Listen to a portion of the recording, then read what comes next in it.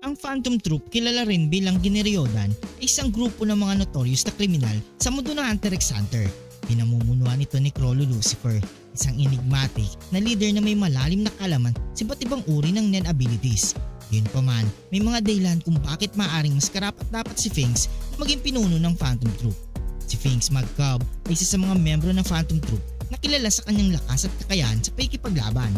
Siya ay isang enhancer at ang kanyang pangunahing kakayahan ay nagbibigay sa kanya ng malaking kapangyarihan sa mga labanan.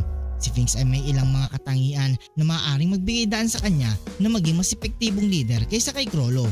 Una, ang pisikal na lakas at kakayahan. Si Finks ay isa sa mga pinakamalalakas na miyembro ng Phantom Troop sa larangan ng pisikal na lakas. Kanyang kakayahan na mag-impact ng lakas sa pamamagitan ng pag-ikot ng kanyang braso ay nagbibigay sa kanya ng kakayahang gumawa ng napakalakas na suntok. Ang ganitong uri ng kapangyarihan ay nagbibigay ng inspirasyon at respeto mula sa iba pang mga miyembro. Nakita ni Finks na hindi siya natatakot sa anumang laban. Siya ay may matibay na determinasyon at hindi nagdadalawang isip na harapin ang kahit na sinong kalaban, gaano man ito kalakas.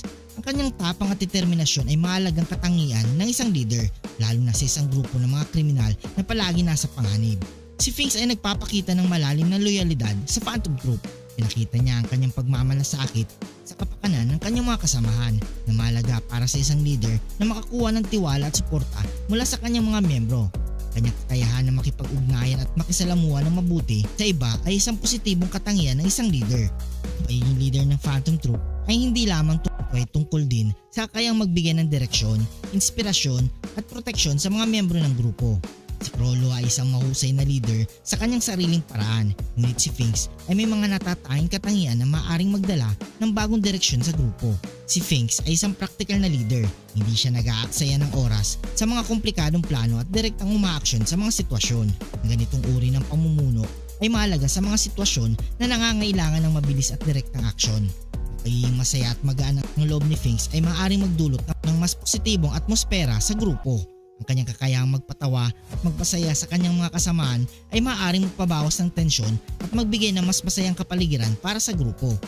Finks ay nagpapakita ng katapatan sa kanyang mga kasamahan at sa kanilang mga layunin. Ang kanyang transparency at honesty ay maaaring magbigay ng mas malalim na pagtitiwala mula sa mga miyembro ng grupo. Madalas na makita si Finks na nasa unahan ng mga labanan, aktibong humaharap sa mga kalaban, nagdadala ng malaking kontribusyon sa bawat misyon ng Phantom Troop. Kanyang pagiging proaktibo ay nagpapakita ng kanyang dedikasyon at kahandaan na protektahan at ipaglaban ng grupo. Si Finks ay kilala sa kanyang kakayahang maka-adapt sa iba't ibang mga sitwasyon at hamon. Hindi siya madaling magpatinag sa mga mahihirap na kalagayan at laging handa sa anumang laban. Ang ganitong resilience ay mahalaga para sa leader ng isang grupong kriminal na palaging nasa panganib. Kahit hindi siya ang opisyal na leader ng Phantom Troop, madalas na ipinapakita ni Finks ang mga katangian ng isang leader. Siya ay nagpapakita ng inisyatiba at may kakayahang magbigay ng direksyon sa kanyang mga kasamahan, lalo na sa mga sitwasyong nangangailangan ng agarang aksyon.